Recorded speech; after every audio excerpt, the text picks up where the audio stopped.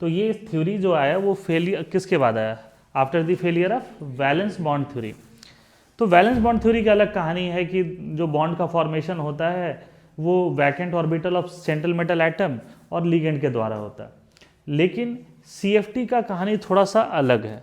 ये क्या कहता है कि जो बॉन्ड होते हैं ये फॉर्म करते हैं इलेक्ट्रोस्टैटिक फोर्स ऑफ अट्रैक्शन, जहाँ पर सेंट्रल मेटल एटम जो होते हैं वो किसकी तरह बिहेव करता है बताओ?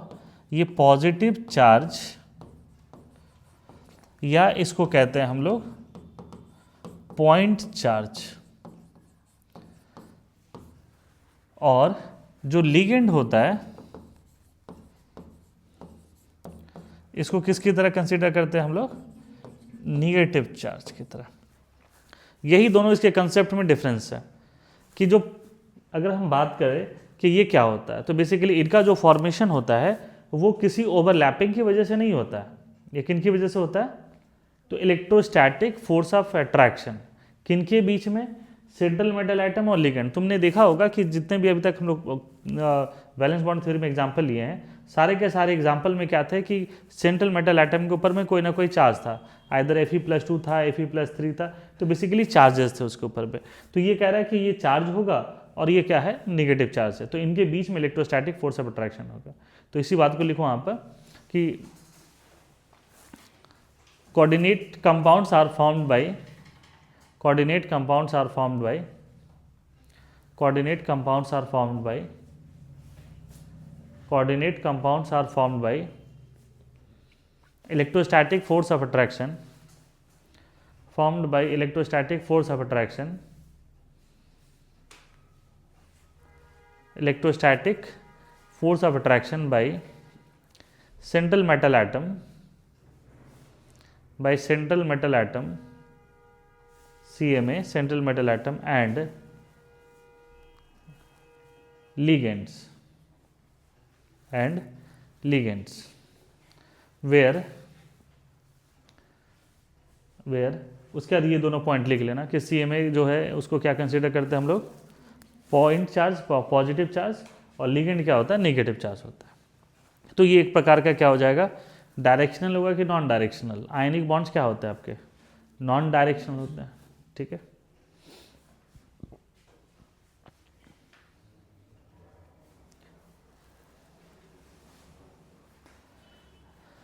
अब देखो कि क्या है कि वैलेंस बॉन्ड थ्योरी में हम लोगों ने बात कर रहा था कि अगर ये SFL होगा तो उसके अनपेड इलेक्ट्रॉन पेयर अप होंगे, अगर WFL है तो उसके अनपेड इलेक्ट्रॉन पेयर अप नहीं होंगे।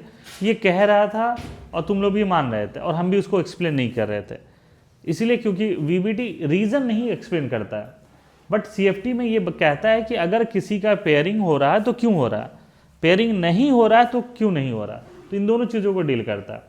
तो उसके साथ साथ में यहाँ पर जो CFT का एक और जो इसमें कंसेप्ट क्या आता है, CFT कहता है कि जो ज्योमेट्री ऑफ द मॉलिक्यूल है, ज्योमेट्री ऑफ द मॉलिक्यूल और CMA के जो ऑर्बिटल्स है उनके बीच में क्या होता है? रिपल्सन होता है। रिपल्सन होने की वजह से क्या होगा? जो 5 d ऑर्बिटल्स हैं उनके अंदर क्या आएगा? स्प्लिटिंग आएगा। आपने सुना होगा स्प्लिटिंग ऑफ ऑर्बिटल्स। ये जो 5 ऑर्बिटल्स हैं ना वो स्प्लिट होते हैं, तो ये जो स्प्लिटिंग हो रहा है वो किन की वजह से हो रहा है? Due to geometry of the molecule and the type of d orbitals. तो देखो ये 5 हैं, तो 5 में क्या होगा कि किसी को रिपल्सन आएगा, किसी को क्या आएगा? अट्रैक्शन आएगा। जैसे अभी क्लास में ही जैसे हम ये चीज़ों को पढ़ा रहे हैं, हम पढ़ा रहे हैं, सीधे हम कहेंगे अभी हम नहीं पढ़ाएंगे, अभी हम आप लोग का एक बहुत अच्छा क्विज कराने वाले हैं।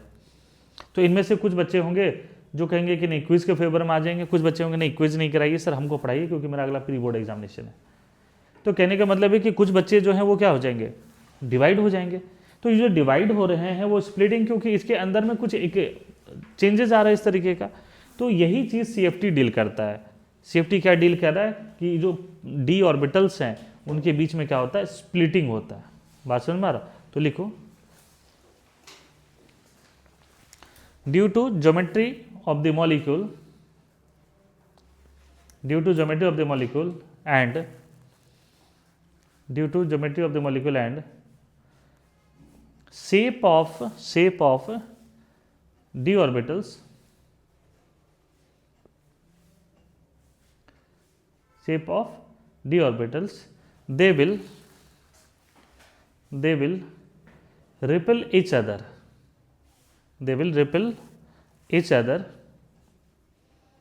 and splitting of orbitals takes place, and splitting of orbitals takes place। तो उनके बीच में क्या हो जाएगा, ऑर्बिटल्स के बीच में स्प्लिटिंग होगा।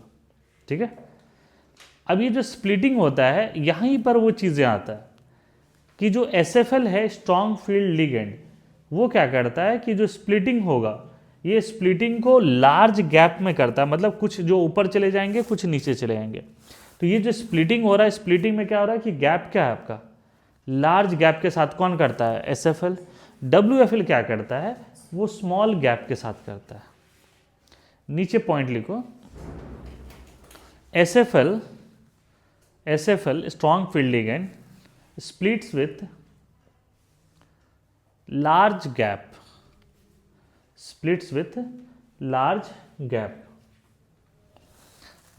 तो जैसे ये जो 5 ऑर्बिटल्स हैं, ये क्या कह रहा है कि पांचों ऑर्बिटल के बीच में जो यहाँ पे स्प्लिटिंग आने वाला है ये कुछ ऐसा आएगा।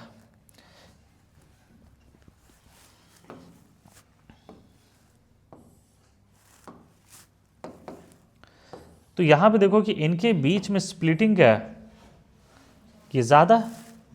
और यही चीज़ अगर हम लोग WFL के केस में बात करें तो वहाँ स्प्लिटिंग कम होगा। जैसे एक ये दिख रहा आपको और ये यहाँ पर स्प्लिटिंग के बारे में बात कर रहा है। ये जो चीज़ें हैं वो कौन कर रहा है, SFL। ये जो चीज़ें हैं वो कौन कर रहा है, ये WFL। तो SFL जो है वो, जैसे देखो सिंपल से चीज़ को समझो कि दो हम क्या करें कांच की चीज़ों के लिए और उसको जोर से टकराएं, तो जो उसके जो पार्टिकल्स होंगे वो वहीं गिर जाएगा कि थोड़ा दूर दूर गिरेगा, दूर दूर गिरेगा। लेकिन अगर वही कांच के सेम चीज़ ले और उसको धीरे से टकराएं, तो टकराने के बाद उसके टुकड़ा होगा वो क्या होगा, वही आसपास में गिरेगा। उनके बीच में गैप क्या होंगे, कम होंगे। ये बेसिकली क्या रहा है कि ज्योमेट्री ऑफ द मॉलिक्यूल और the shape of the orbitals, इनके बीच में रिपल्सन होगा। रिपल्सन होगा तो क्या होगा, गैप आएंगे उनके बीच में, क्या होगा, गैप आएंगे। मतलब हाँ, तो अगर मान लो कि किसी के बीच में जैसे SFL है, SFL क्या करता है कि SFL का जो कोलिजन कहो या जो इसके CMA के साथ में जो होता है वो बहुत फास्ट होता है। तो जब फास्ट होगा तो स्प्लिटिंग भी क्या होगा उसका, ज़्यादा होगा। अगर कोलिजन धीरे धीरे होगा तो स्प्लिटिंग क्या होगा, कम होगा। यही डिफरेंस किसमें, SFL और WFL। तो डिफरेंस समझ में आ रहा है आपको। SFL करता क्या है, WFL क्या करता है। SFL में ऐसा होता है कि अच्छा ये कोई ज़रूरी नहीं है कि ये 2 और 3 में ऐसा ही टूटे, हो सकता है कि ऐसा भी टूट सकता था कि ऊपर 3 रहे और यहाँ नीचे 2। ये भी हम लोग अभी पढ़ने वाले हैं आज के क्लास में। बट अभी हम फिलहाल आपको सिर्फ इतना पढ़ा रहे हैं कि इनकी वजह से क्या होता है, इनके बीच में स्प्लिटिंग आता है। तो स्प्लिटिंग आता है तो SFL क्या करता है, उसको लार्ज गैप में करता है। WFL क्या करता है, स्मॉल गैप में करता है। यही चीज़ सिखा रहे। अच्छा, जब लार्ज गैप में यहाँ पर इसको स्प्लिट करेगा तो there is large difference between this orbital and this orbital. तो इसको जब स्प्लिट करता है ना, तो इनमें क्या होता है, हुंड्स रूल फॉलो नहीं होता है। हुंड्स रूल फॉलो नहीं होता। जैसे मान लो कि हमें 6 इलेक्ट्रॉन्स भरने हैं, तो हमने 1 भर दिया, 2 भर दिया, 3 भर दिया। बट SFL के केस में क्या करते हैं, इसको पेयरिंग करते हैं। क्यों कर रहे हैं इसको समझो, क्योंकि इनके बीच में एनर्जी गैप क्या बहुत हाई है। तो चौथा इलेक्ट्रॉन ऊपर नहीं जाके कहाँ आ जा रहा, इधर ही आ रहा और इसी में पेयरिंग हो जा रहा। समझे कि नहीं बात को। अगर यही वीक फील्ड लिगेंड रहता तो दोनों में एनर्जी गैप क्या है, कम है। तो पहला इलेक्ट्रॉन, दूसरा इलेक्ट्रॉन, तीसरा इलेक्ट्रॉन, चौथा इलेक्ट्रॉन, पांचवा इलेक्ट्रॉन, और छठा इलेक्ट्रॉन। तो क्यों पेयरिंग हो रहा था और क्यों पेयरिंग नहीं हो रहा, आई थिंक अब वो रीजन समझ में आ गया होगा कि यहाँ पे इनके बीच में लार्ज गैप है, so that we will not follow Hund's rule. यहाँ पे क्या है, इन दोनों के बीच में क्या है, एनर्जी गैप कम है। तो अच्छा, इसी चीज़ों को यहाँ पर हम लोग कहते हैं पेयरिंग एनर्जी। यहाँ पर एक वर्ड यूज करते हैं, जैसे वर्ड यूज करते हैं, इसमें कंसेप्ट सीखेंगे तो शायद बेहतर रहेगा। हम कह रहे हैं पेयरिंग एनर्जी, ठीक है। तो इसकी पेयरिंग एनर्जी ज़्यादा है देखो कोई भी इलेक्ट्रॉन जो है वो चाहेगा कि हम एक एक इलेक्ट्रॉन रहें, एक एक इलेक्ट्रॉन में रहेगा तो ठीक है, अगर एक ही ऑर्बिटल में दोनों इलेक्ट्रॉन रखेंगे तो थोड़ा मोड़ा तो रिपल्सन आएगा। लेकिन यहाँ पे क्या है, पेयरिंग एनर्जी ज़्यादा है, मतलब ये एनर्जी इतनी ज़्यादा है कि भाई उसको पेयर अप कर दे रहा है। एनर्जी क्या है, जैसे मान लो कि दो बच्चे हैं अलग अलग भाग रहे हैं, अगर कोई पेरेंट या टीचर बहुत पावरफुल है तो बोलेंगे नहीं बैठो यहीं पर दोनों, तो बेसिकली वो क्या कर रहे हैं, एक साथ बैठा रहे हैं उसको। तो ये कब होगा, जब वो पावरफुल होगा। तो एसएफएल वही करता है। तो यहाँ एक केस आता है दैट इज पेयरिंग एनर्जी, कि सर कब पेयरिंग होगा कब पेयरिंग नहीं होगा, कुछ तो कंडीशन होगा। तो देखो क्या होता है कि ये हो गया CFSC वैल्यू, इसको कहते हैं क्रिस्टल फील्ड स्प्लिटिंग एनर्जी। तो कहते हैं कि अगर पेयरिंग एनर्जी ज़्यादा होगा तो पेयर अप कर देगा, पेयरिंग एनर्जी कम होगा तो क्या होगा, पेयर अप नहीं करेगा। समझेंगे नहीं इस बात को। तो यहाँ पे एक वर्ड आता है पेयरिंग एनर्जी, जिसको हम लोग अभी पढ़ने वाले हैं यहाँ पर। फिलहाल हम आपको बस यही कह रहे हैं कि CFT में क्या होता है कि there is a bond form due to electrostatic force of attraction in between the central metal atom which is considered as a point charge and then negatively charged ligand. Negatively charged ligand क्यों करते हैं, इसका मतलब क्या sir ligand negative होगा, anion होगा? नहीं, ligand जो है वो न्यूट्रल भी हो सकता है, लेकिन जो बॉन्ड बन रहा है वो किसके द्वारा बन रहा है, इलेक्ट्रॉन्स के द्वारा। और इलेक्ट्रॉन्स पे कैसा चार्ज होता है, निगेटिव। समझ गए इस बात को, स्प्लिटिंग वाली चीज़ें समझ में आपको। तो ये इतना बड़ा स्प्लिट करता है कि ये इस फॉर्म में चला जाएगा, यहाँ पे स्प्लिट क्या करता है, कम करता है। क्लियर ही चीज़ है। अब स्प्लिटिंग में देखो क्या है, जैसे कि अगर हम लोग इसको समझाते हैं बच्चों को कि ये क्या है, कैसे लार्ज गैप में कर रहा है, तो अगर उसके बीच में रिपल्सन ज़्यादा होगा, तो अगर रिपल्सन ज़्यादा होगा तो ये ऊपर चला जाएगा, रिपल्सन ये क्या होगा तो ये कम होगा। जैसे एक चीज़ों को समझो कि मान लो कि कोई एक लकड़ी है और उसको कुल्हाड़ी से दो टुकड़ा करना है। अगर ये इसका एक मूवी सीन क्रिएट किया जाए और उसको साउथ इंडियन मूवी में बनाया जाए, तो साउथ इंडियन मूवी में अगर मान लो कि यही सीन क्रिएट कराया जाएगा, तो देखना कि पतला दुबला सा एक्टर होगा और उस लकड़ी को एक कुल्हाड़ी मारेगा ना, तो एक लकड़ी नामको में गिरेगा, एक लकड़ी हटिया में गिरेगा। यही होता है साउथ इंडियन मूवी में, तो यही होता है। तो बेसिकली उसमें स्प्लिटिंग क्या हो रहा है, जोड़ सा। लेकिन अगर इसी मूवी को अगर मान लो हॉलीवुड वगैरह में दिखाया जाए, तो हॉलीवुड में देखना कि अगर लकड़ी को अगर कुल्हाड़ी से मार रहा तो हल्का से एकदम नेचुरल वे में कर करके होगा और वहीं टुकड़ा गिर जाएगा। तो ये वही चीज़ है कि इनमें स्प्लिटिंग हो रहा है, कम हो रहा है। ये ओरिजिनल की तरह इस तरीके से हो रहा है, इसमें स्प्लिटिंग ज़्यादा हो रहा है, as like South Indian movie है ना, कि साउथ इंडियन मूवी में आप देखे होंगे कि किस तरीके से क्या होता है। तो आई थिंक हमको लगता है कि ये पेयरिंग एनर्जी और स्प्लिटिंग वाली चीज़ें समझ में आ गया होगा। यस और नो, ठीक है। इधर वाला पोर्शन बना लेते हैं, इसको हम लोग आते हैं वन बाय वन करके फिर समझाएंगे इसको कि क्या होता है। अब है कि कब पेयरिंग होगा और किस टाइप का रिपल्सन होगा। यहाँ सबसे बड़ा दिक्कत है कि सर 5 ऑर्बिटल है, किन को रिपल्सन होगा, तो ये ऐसे नहीं समझ पाएंगे। इसके लिए हम लोग क्या करेंगे, एक स्ट्रक्चर्स के फॉर्म में जाना पड़ेगा। जैसे आपको सबसे पहले हम लोग जो पढ़ रहे हैं CFT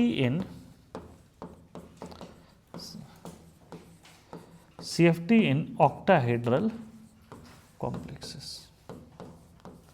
CFT in octahedral complex, octahedral complex में CFT की बात करते हैं। तो octahedral complex जो है वो कुछ ऐसा ही होगा, यस और नो, ठीक है। तो अब आते हैं हम लोग d ऑर्बिटल में। d ऑर्बिटल की जानकारी लगभग सभी बच्चों को है। d ऑर्बिटल में आप देखे होंगे कि इस तरीके से अगर हम बनाएं तो ये क्या होता है, मान लो इसको हम कहते हैं dxy, ये क्या है dxy। इसी तरीके से dyz बनेगा, क्या बनेगा dzx बनेगा। ये कुछ इस तरीके का बेसिकली dxy हो, dyz हो, dzx हो, ठीक है। इनको हम लोग कहते हैं नॉन एक्सियल ऑर्बिटल्स। क्या कहते हैं हम लोग, नॉन एक्सियल ऑर्बिटल्स। इधर से ये क्या होता है, ये x में 2 लोब हैं और y में 2 लोब हैं। ये क्या है dx स्क्वायर y स्क्वायर, और ये कौन सा है dz स्क्वायर। तो देखो कि इनके जो लोब हैं एकदम एक्सिस पर है, ये y पर है, ये क्या है x पर है, ये z पर है। तो इनको हम लोग क्या नाम देते हैं बताओ? इनको कहते हैं एक्सियल ऑर्बिटल्स, ठीक है। और यहाँ पे इन दोनों के बीच में बंटवारा कर दे रहे हैं। इन दोनों का नेचर अलग है, इन दोनों का नेचर क्या आपका अलग है। तो बेसिकली जो एक्सियल ऑर्बिटल्स हैं, ये कौन है? एक्सियल ऑर्बिटल्स है। इनका नाम होता है ईजी ऑर्बिटल्स। क्या बोलते हैं हम लोग? Easy orbital. और ये जो नॉन एक्सियल है, ये तीनों, इसका नाम है T2G। और कंफ्यूजन ना हो इसलिए देखो समझा देते, यहाँ टोटल 3 ऑर्बिटल्स हैं, तो यहाँ कितने कैरेक्टर है? 3 कैरेक्टर है। यहाँ 2 ऑर्बिटल्स हैं तो 2 कैरेक्टर। ये याद करें, कभी कभी बच्चा भूल जाता है कि T2G और EG में क्या होगा। तो T2G और EG क्या हुआ समझ में आपको? ये हमने क्या किया, जो D के 5 ऑर्बिटल्स थे उनको हम लोग डिवाइड कर दिया। आपने देखा होगा पॉलिटिकल पार्टी वगैरह भी इसी तरीके का डिवाइड होता है। पॉलिटिकल पार्टी जो है, मान लो कि उसमें 5 मेंबर है, तो बहुत सारे पॉलिटिकल पार्टी क्या होते हैं? टूटते हैं। इंडिया में बहुत सारे ऐसे पॉलिटिकल पार्टी है जो कांग्रेस से टूट के बना। किसे टूट के बना? कांग्रेस से ही टूट करके बना। तो बहुत सारी चीज, तो ये कैसे क्यों टूटा होगा? ड्यू टू अट्रैक्शन या रिपल्सन? रिपल्सन की वजह से ही हो। तो ये वही चीज कह रहे हैं यहाँ पर कि भाई ये दोनों इस तरीके से, यहाँ तक समझे? अब है कि सर किसका रिपल्सन होगा? तो देखो क्या है कि अगर इसके बारे में देखें तो इसके बॉन्ड भी क्या है? एक्सियल बॉन्ड्स है। तो एक्सियल का रिपल्सन किससे होगा? नहीं, अरे एक्सियल का नॉन एक्सियल से कैसे होगा? एक्सियल का रिपल्सन किसके साथ होगा? एक्सियल का रिपल्सन किसके साथ होगा?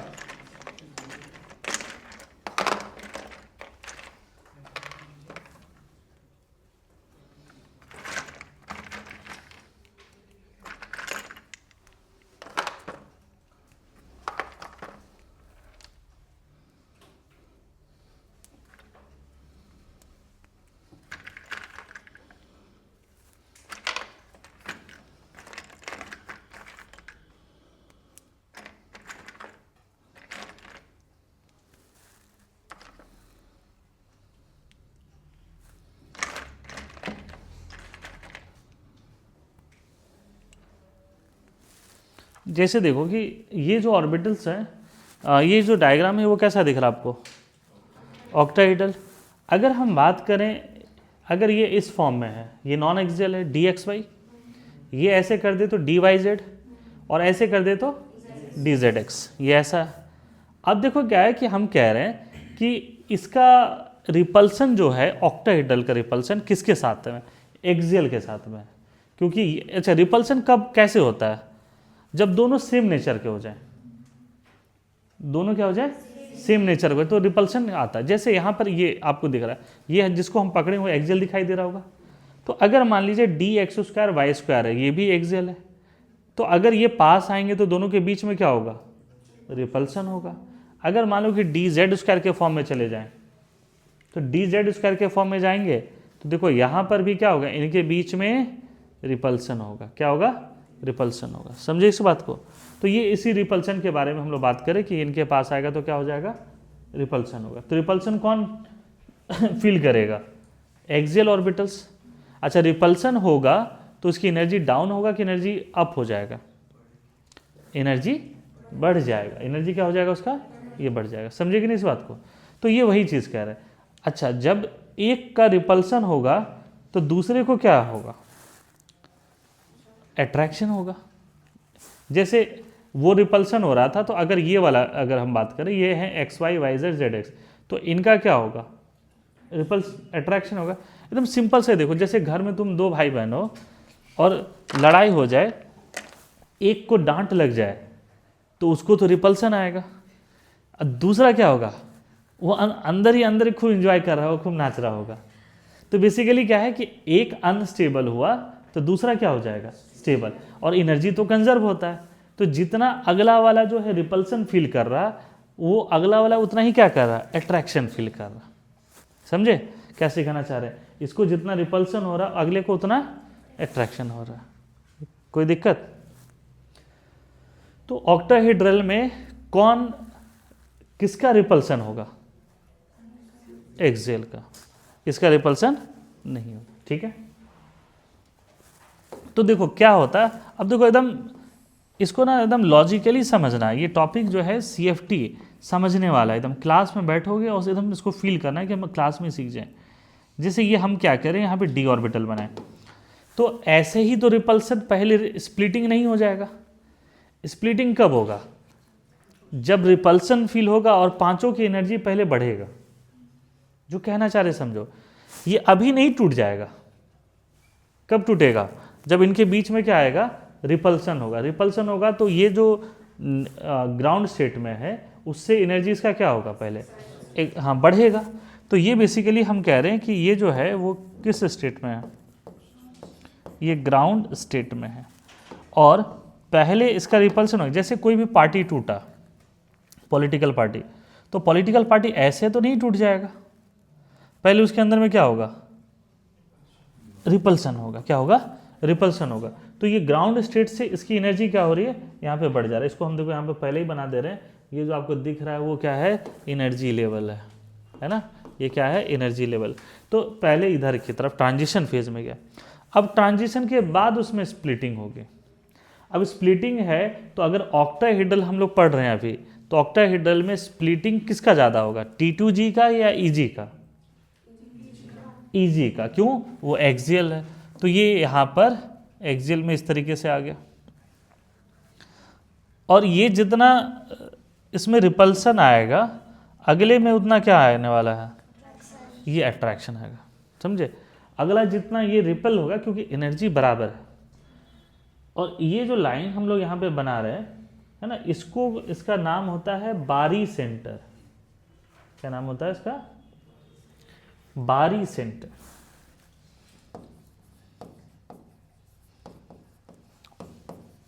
बारी सेंटर, ये क्या है, EG, ये क्या है, ये T2G है। अच्छा, ये जो स्प्लिट हुआ है, तो स्प्लिट हुआ है तो इनमें दोनों में एनर्जी डिफरेंस होगा and that is known as CFSC। उसको क्या कहते हैं हम लोग, CFSC। CFSC इज बेसिकली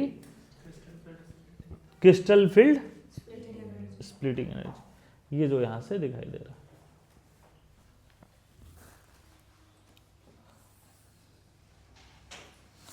ये क्या है, CFSE,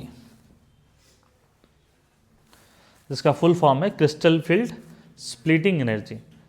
अच्छा, अब देखना यहां पर इस बात को समझो, इनमें जो बंटवारा हुआ है इस तरीके से स्प्लिटिंग हुआ है, तो जितना एनर्जी EG गेन किया है उतना ही T2G क्या किया है, लूज किया है। ठीक, लेकिन ये जो गेन किया है उसका डिस्ट्रीब्यूशन कितने में है, 2 में है, और ये जो लूज किया है उसका डिस्ट्रीब्यूशन कितने में है, 3 में है।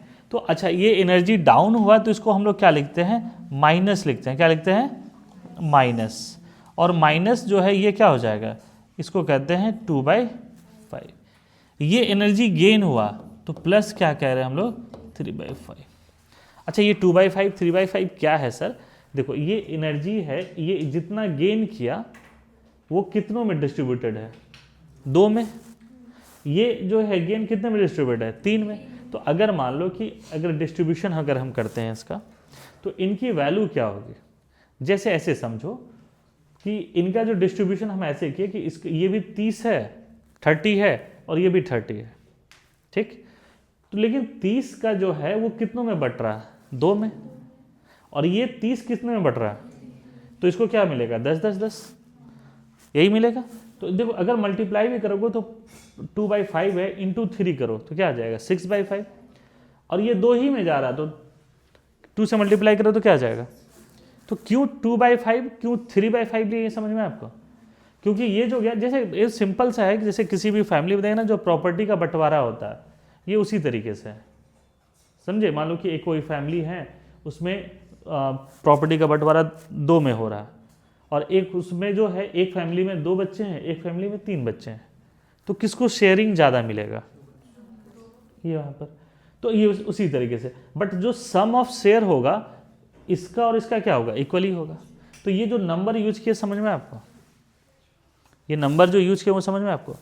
तो बेसिकली इस तरीके से स्प्लिटिंग होता है। और जो SFL और WFL की बात करते हैं बस इतना ही है, SFL इसको लार्ज गैप में करेगा और WFL क्या करेगा, स्मॉल गैप में करेगा। ठीक है, CFSE की वैल्यू क्या हो जाएगी, CFSE का वैल्यू क्या हो जाएगा बताओ। तो 3/5 को क्या लिख सकते हैं, 0.6 EG इलेक्ट्रॉन। 0.6 को किससे मल्टीप्लाई करेंगे, that is number of electrons present in EG orbitals. अच्छा क्या बोले, हाँ मैक्सिमम 4 जाएगा तो 4 से मल्टीप्लाई करेंगे, लेकिन कभी कभी ऐसा होता है एक ही इलेक्ट्रॉन जाएगा तो 1 से मल्टीप्लाई करेंगे। माइनस क्या हो जाएगा 0.4 बताओ 2T। अच्छा ये एनर्जी डिफरेंस है, बट कुछ एनर्जी तो लग रहा होगा पेयरिंग में। अगर मान लो किसी केस में पेयरिंग हो रहा है तो कुछ एनर्जी पेयरिंग में भी लग रहा होगा, तो इसको हम क्या कहेंगे, प्लस बताओ पेयरिंग एनर्जी। ऑल दो बहुत जगह फॉर्मूला भी आपको नहीं भी मिलेगा, बट CFSE वैल्यू ऐसे ही निकालते हैं आप, ये समझे इसको। तो ये वैल्यू समझ में आ रहा है आपको। अच्छा ये जो है वो बता रहा है ऑक्टाहेड्रल कॉम्प्लेक्स, डेल्टा एक सर्टेन कोई वैल्यू होगा, तो उससे बहुत ज़्यादा हमें उसमें कोई मतलब ये नहीं। ये समझ में आया CFSE का फॉर्मूला। 0.6 3/5 का वैल्यू क्या हो जाएगा 0.6, तो 0.6। और इसमें कौन सा इलेक्ट्रॉन जा रहा है, EG वाला, तो EG वाला है। इसमें क्या है 0.4 है, कौन सा इलेक्ट्रॉन जा रहा है, T2G वाला, T2G वाला यहाँ पे कह रहे हैं। तो जो कह रहे हैं वो चीज़ें समझ में आए आपको।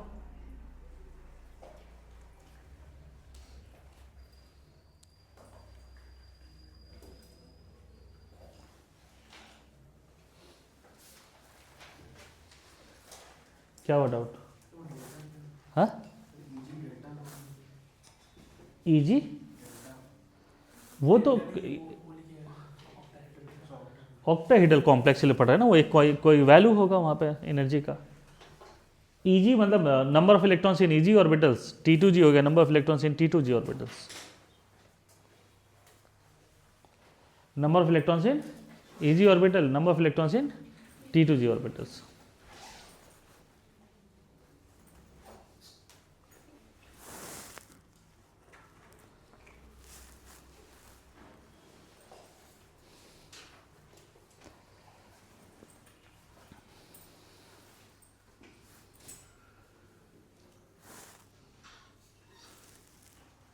बड़े टॉपिक्स आगे।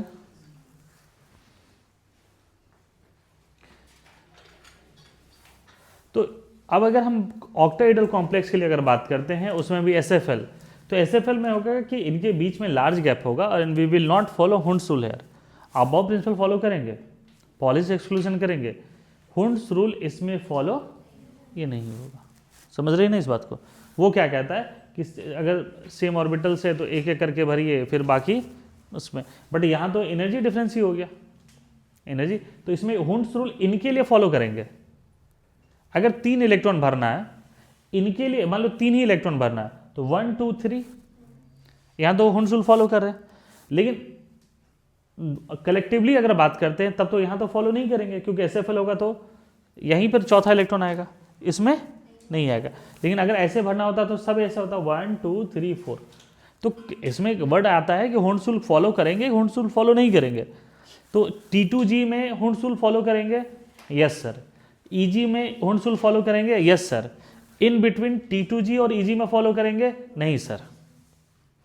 क्या कह रहे समझ में आ रहा। क्या इसमें हुंड्स रूल कहता है कि पहले जो डी जेनरेट ऑर्बिटल है इक्वल एनर्जी वाले हैं उनमें एक एक इलेक्ट्रॉन भरिए फिर पेयर अप करिएगा। तो इनमें हुंड्स रूल फॉलो करेंगे, यस सर। इनमें इन दोनों में हुंड्स रूल फॉलो करेंगे, यस सर। EG और T2G के बीच में करेंगे, नहीं सर। जो कहना सिखा रहे समझे इसको। तो ये बेसिकली इसकी बात क्या है यहाँ पर आता है, ठीक है। और इससे CFSE वगैरह निकालते हैं। पैरामैग्नेटिक की बात करें, अब जैसे देखो बहुत सारे क्वेश्चंस होंगे, जैसे लास्ट क्लास में क्रोमियम वाला नहीं हो पाया था D3 में, D3 SFL में नहीं हो पाया था। क्यों नहीं हो पाया था कि D3 में SFL भी होगा तो 1 2 3 ही जाएगा। तो ये इसको कौन एक्सप्लेन कर रहा, CFT, ठीक है। तो ये बेसिक चीज़ें यहाँ तक हुआ। हाँ उसमें फॉलो होगा। तो जब हम बात करेंगे कि वीक फील्ड लिगेंड है तो हुंड्स रूल ऑलवेज एप्लीकेबल होगा, ठीक है। आगे बढ़े फिर हम लोग इससे। अब हम लोग यहाँ पर इसके टेबल बनाएंगे और टेबल से सीखेंगे सारी चीज़ों को। तो ऐसा टेबल बनाना होगा, भारी भरकम टेबल है इसमें।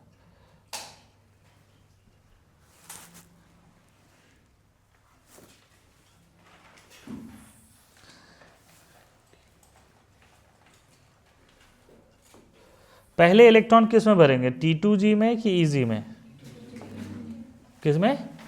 एकदम सही है, क्योंकि जिसमें एनर्जी कम होगा उसमें भरेंगे।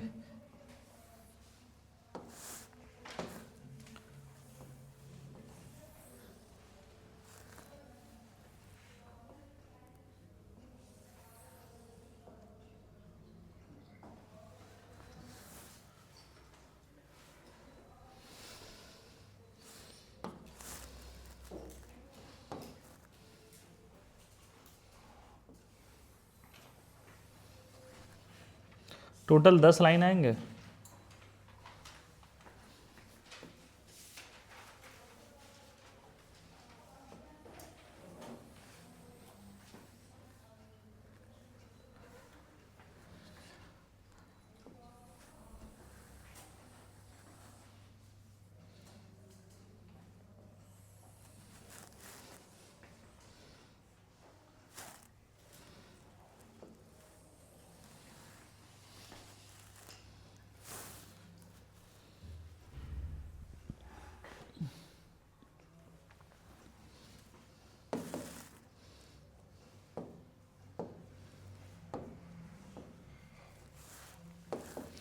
पहले सीखो यहाँ पर, है ना, फिर बाद में बनाना।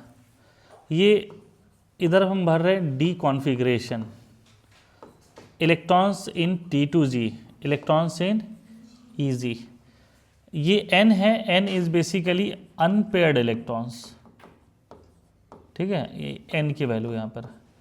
इससे मैग्नेटिक मोमेंट निकाल लेंगे, root under N into N+2। ये है S, S is basically sum of spin, ये है spin number which is 2s+1, और ये है CFSC वैल्यू, CFSC वैल्यू कितना है, 0.6 EG माइनस 0.4 T2G। बस इसी को लिखेंगे हम लोग, ये इतना। अब ठीक है, अब सीखो मेरे साथ कि इसको हम कैसे लिखना चाह रहे हैं।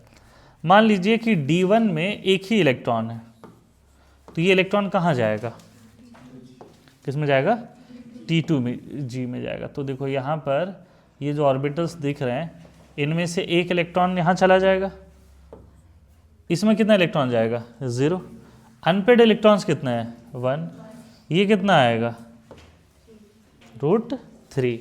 सम ऑफ स्पिन क्या आएगा, +½ स्पिन नंबर क्या हो जाएगा, 2। अब देखो EG में तो इलेक्ट्रॉन है ही नहीं, EG में इलेक्ट्रॉन है क्या, नहीं है। तो इलेक्ट्रॉन किस में मौजूद है, T2G में। तो और कितना इलेक्ट्रॉन है, एक ही है, तो -0.4 इंटू 1 हो जाएगा। तो इसकी वैल्यू कितना हो जाएगा, सीखे इसको कैसे ये वैल्यू हम लोग इसमें पुट किए, सीखे। चलो अगला वाला भी हमसे डिस्कस करते हैं। चलो इसमें ये डब्बा बनाते हैं।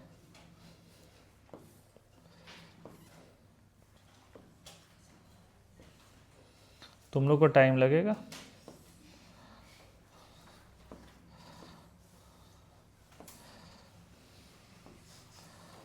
अच्छा, ये टॉपिक लिख लेना, CFT octahedral SFL, CFT octahedral SFL, समझे इसको। देखो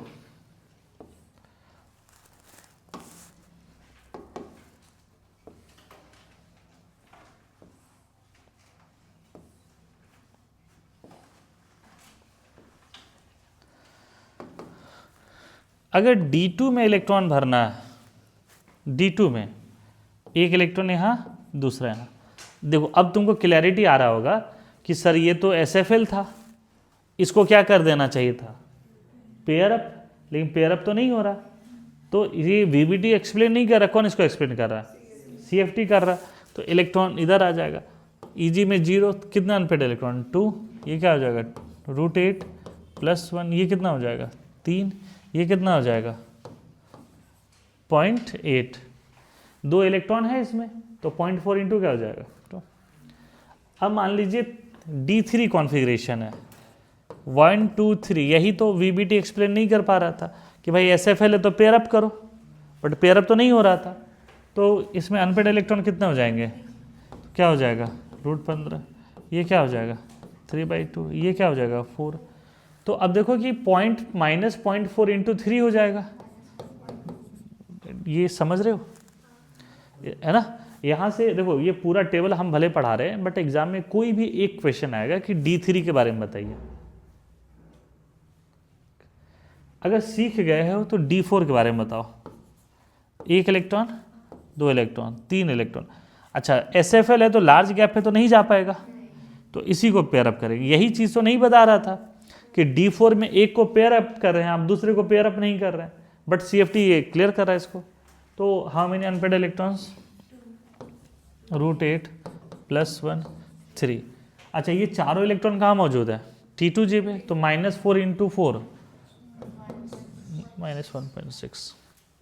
इसी तरीके से अगर मान लीजिए D5 में 1 2 3 4 और 5 अनपेड इलेक्ट्रॉन कितने हैं, क्या हो जाएगा √3 + ½ 2 -2।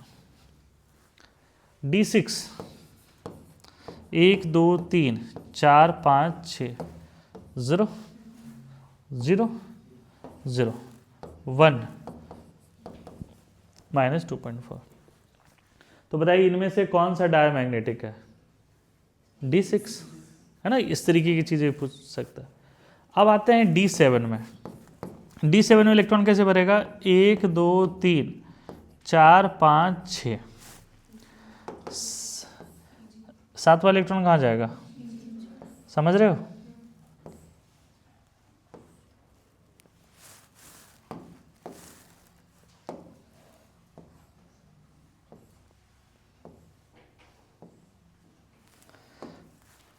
तो यहाँ पर है, तो कभी कभी देखो जैसे नॉर्मल गति से अगर भरते 5 ऑर्बिटल रहता तो कैसे भरते, 1 2 3 4 5 6 और 7, 7वां इलेक्ट्रॉन कहाँ आता, इसमें आता, बट इस बार 7वां इलेक्ट्रॉन कहाँ जा रहा।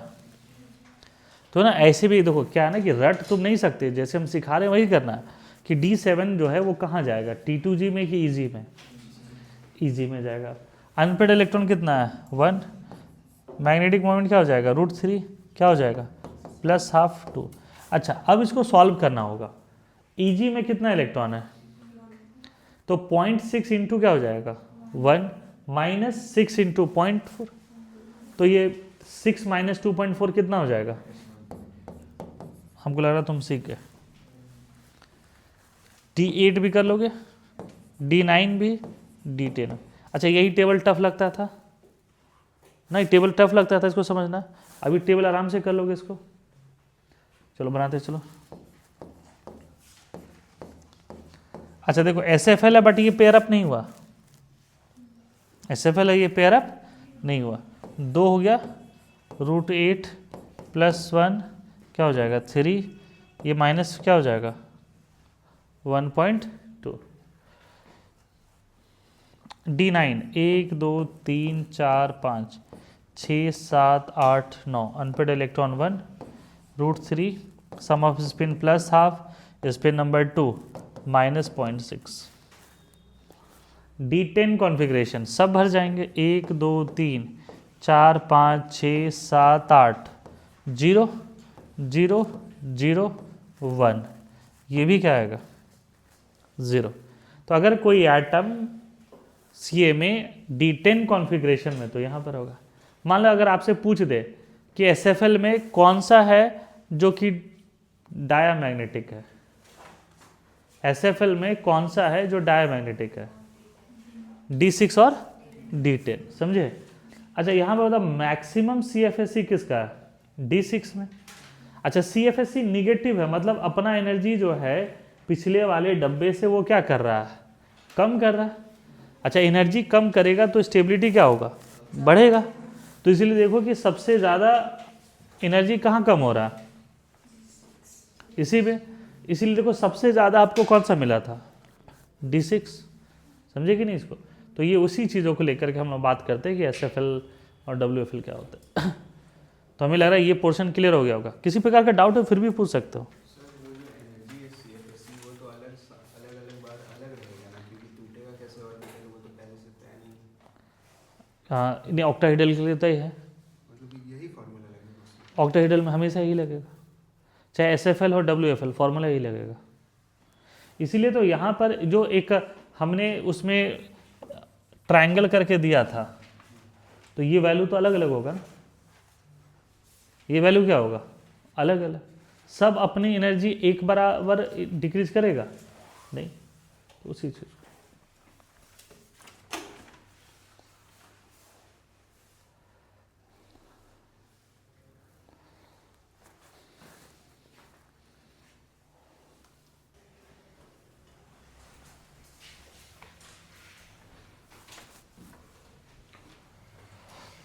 तो ये किसके लिए था, CFT फॉर ऑक्टाहेड्रल, और उसमें भी कौन सा, SFL।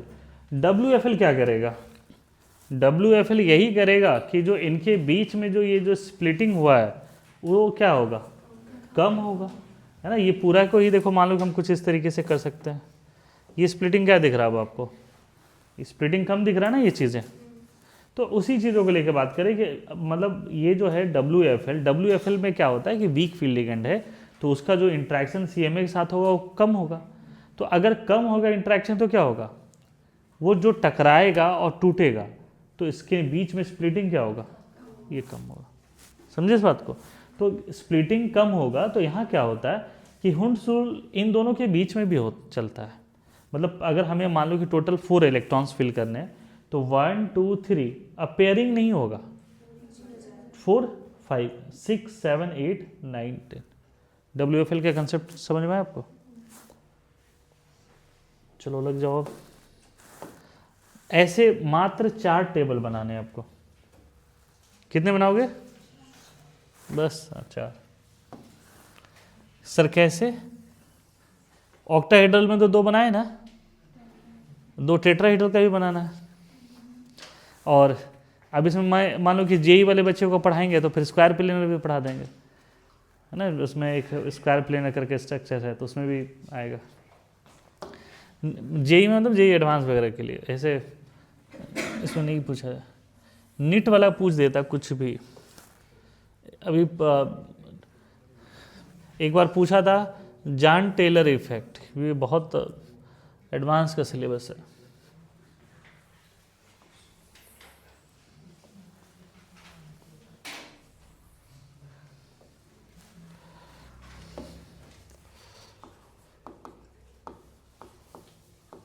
D configuration T2G EG unpaired electrons. अच्छा फॉर्मूला फॉर टेट्राहेड्रल सेम रहेगा, क्या था 0.6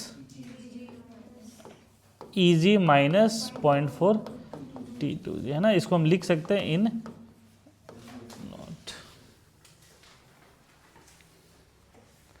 ये N हो गया।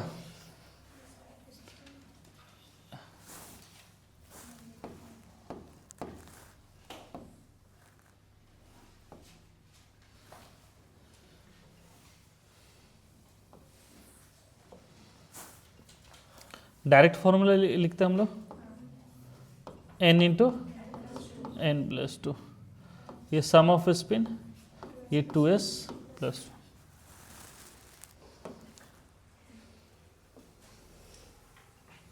लाइन ऐसे खींच लोगे, हाँ कुछ बोल नहीं रहे हो।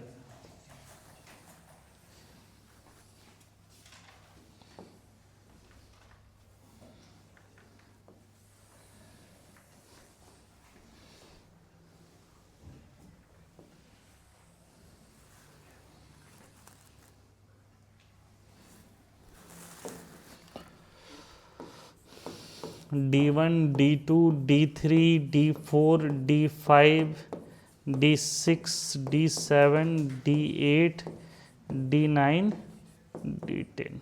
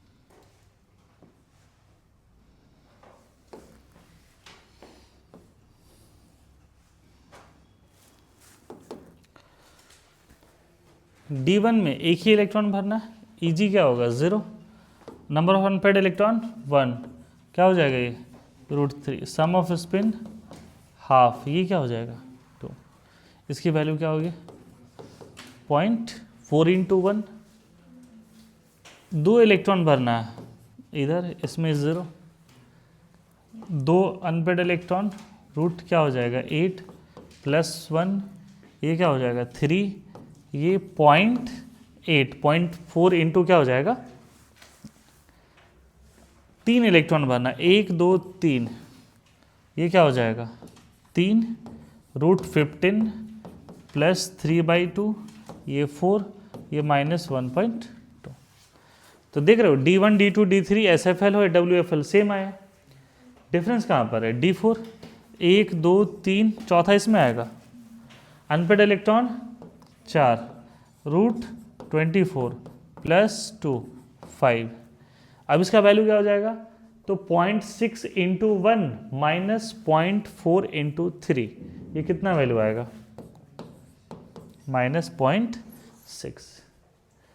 D5 में भरना है 1 2 3 4 5, 5 अनपेड इलेक्ट्रॉन, √35 + 5/2, स्पिन नंबर 6, ये कितना आ रहा होगा 0। सीखे इसको,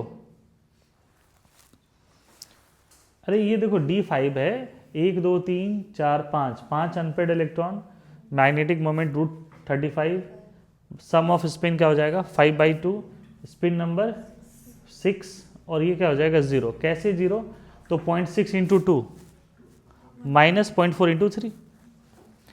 अच्छा एक चीज़ और देखना कि जैसे हम लोग कहते थे हाई स्पिन और लो स्पिन, D5 में इसका स्पिन नंबर कितना आ रहा है 6, और D5 में इसका स्पिन नंबर कितना आ रहा था 2, तो क्यों SFL को लो स्पिन कॉम्प्लेक्स कहते हैं और उसको हाई स्पिन कॉम्प्लेक्स कहते हैं, सीखे।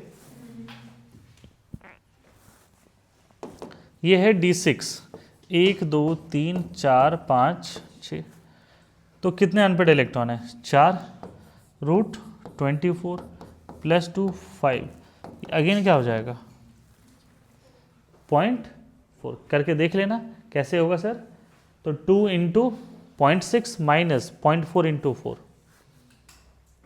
D7, 1 2 3 4 5 6 7, unpaired electrons 3, magnetic moment √15 + 3/2 4 -0.8।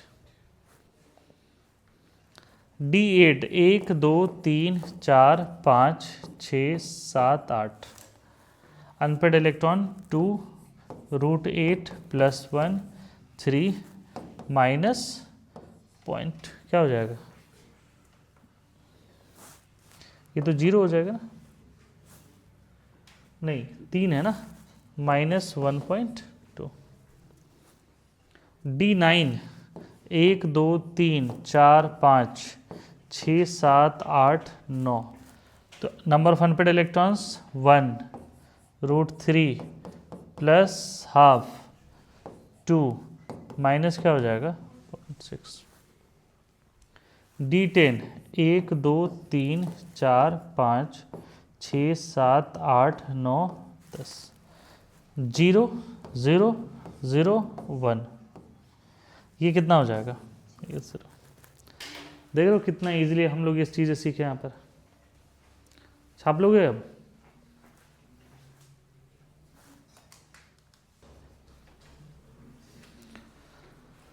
ठीक है, नाउ देखो next one is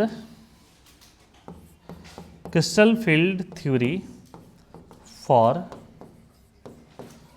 tetrahedral complex. Tetrahedral complex में कैसे हम लोग सीखेंगे, किनका रिपल्सन होगा, है ना। तो देखो हर डिसीजन का रिपल्सन क्या होगा, अलग अलग होगा, है ना। जैसे कोई भी अगर एक डिसीजन आता है, जैसे सबसे बेस्ट जो चीज़ें हैं, जैसे एक इंडिया में सबसे बेस्ट एक चीज़ है जो सबसे ज़्यादा डिस्प्यूट का रीजन आता है, रिजर्वेशन सिस्टम। तो रिजर्वेशन सिस्टम अगर हटा दिया जाए, तो हटा दिया जाए तो एक सेगमेंट खूब खुश हो जाएंगे, एक सेगमेंट क्या हो जाएंगे, नाराज़ हो जाएंगे। अगर मान लो ऐसा है, ये होने वाला है नहीं, लेकिन ऐसा उम्मीद हम रख रहे हैं कि ऐसा हो सकता है कि भविष्य में जो रिजर्वेशन का लिमिट है उसको और बढ़ाया जा सकता है। समझे, बहुत सारे स्टेट में हो चुका है, तमिलनाडु वगैरह में जो है वो अपने अमेंडमेंट करके इसको चेंज करा दिए। तो भविष्य में ऐसा हो सकता है कि रिजर्वेशन क्या हो जाए और बढ़ जाए। रिजर्वेशन अभी देखो, इस बार रिजर्वेशन हटने से जो वर्ग नाराज था, अगर रिजर्वेशन बढ़ा दिया तो क्या हो जाएगा, वो खुश हो जाएगा। समझे कि नहीं बात को। जैसे पिछले साल ही नीट एग्जामिनेशन में हुआ था, जैसे बात हो रहा था कि नीट एग्जामिनेशन फिर से होगा, तो कुछ बच्चे एकदम पक्ष में थे कि नहीं नहीं ठीक है एकदम होना चाहिए ये। अब कुछ बच्चे हैं जो कि मान लो कि चोरी चमारी करके नंबर ले आया है, अब वो तो नहीं चाह रहा कि दोबारा हो, तो अगर वैसा डिसीजन आ जाता है कि री नीट होगा तो फिर क्या हो जाएगा, वो तो बेचारा नाराज हो जाएगा। ये वही चीज़ के बारे में हम कह रहे हैं। तो जो कहना चाह रहे हैं कि अगर स्ट्रक्चर ऐसा है तो इसका रिपल्सन किससे हो रहा था, एक्सियल वालों से। लेकिन अगर ये खुद इक्वेटोरियल टाइप का अगर आ जाए तो इस बार जो है, ये तो हम लोग पढ़ क्या रहे हैं, टेट्राहेड्रल स्ट्रक्चर। तो टेट्राहेड्रल स्ट्रक्चर ये है, और टेट्राहेड्रल स्ट्रक्चर को अब एक्सियल से रिपल्सन कम होगा, किससे रिपल्सन होगा, इससे रिपल्सन ज़्यादा होगा। वही कह रहे हैं ना कि देखो जिस सिस्टम में है, एक सिस्टम का अगर डिसीजन आ जाए ना तो उसके दो डिस्प्यूट होंगे कि एक खुश होगा, एक क्या होगा, नाराज होगा। ये वही चीज़ है यहाँ पर। तो यहाँ पर टेट्राहेड्रल को रिपल्सन किससे है, एक्सियल से है कि नॉन एक्सियल वालों से है। नॉन, क्योंकि एक्सियल में एक ही है, नॉन एक्सियल कौन है, 3 है। तो हम लोग यहाँ पे क्या कहते हैं कि जो टेट्राहेड्रल होता है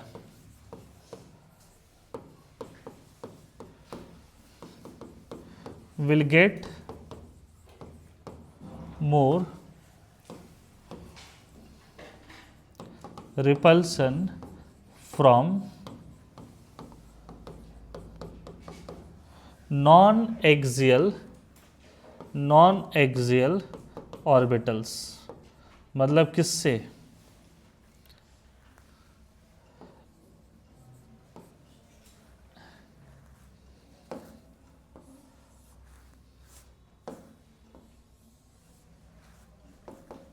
नॉन एक्सियल मतलब T2G।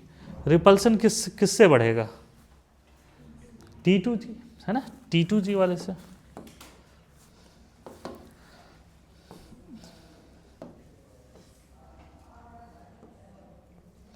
पहले इसमें ट्रांजिशन आएगा, ये अपने आप में ये सीधा नहीं टूट जाएगा,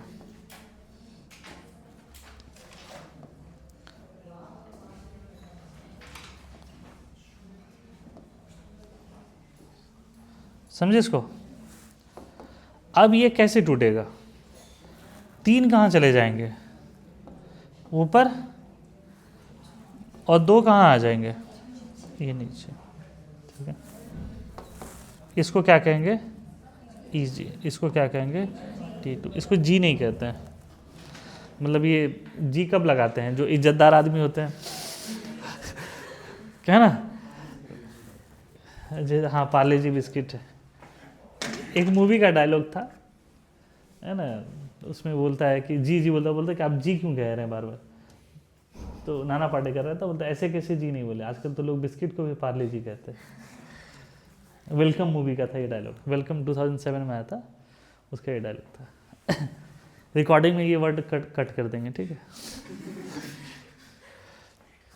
क्योंकि हम खुद इन सब के अगेंस्ट में रहते हैं।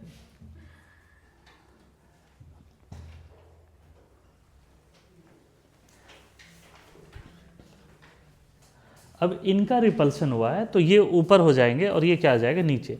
तो जितना ये रिपल होगा इसकी एनर्जी बढ़ेगा, इसकी उतनी एनर्जी क्या होगा, ये डाउन होगा। तो सबसे बेस्ट एग्जांपल है, अगर 2 भाई बहन लड़ाई हुआ, घर पे लड़ाई हुआ, एक को डांट लगा तो दूसरा को देखना बहुत संतुष्टि आता है।